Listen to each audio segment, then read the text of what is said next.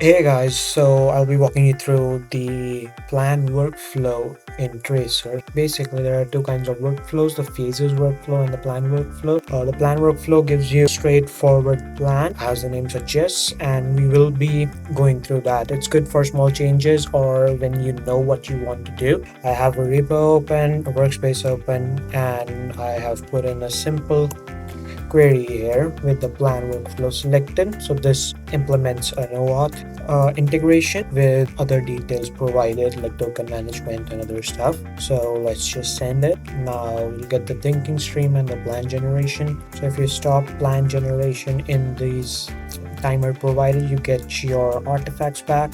Okay, so the plan is here, and let me walk you through the different components of the plan. So here's the observations part. So what this basically says is what it has recognized that are present, and then the approach part tells you path that it will take. So this is how it's going to complete task given to it. Here is the reasoning for the approach taken, so why it has taken that approach or that path.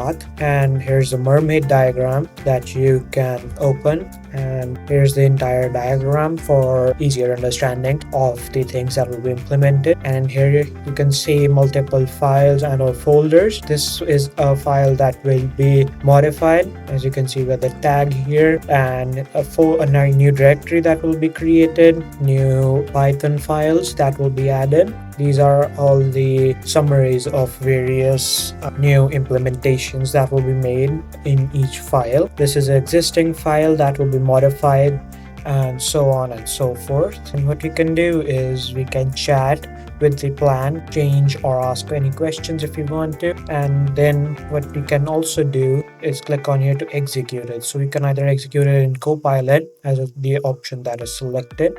We can use Tracer's inbuilt code execution, or we can execute it using Claude Code. So what I'm going to do is execute it using Claude Code.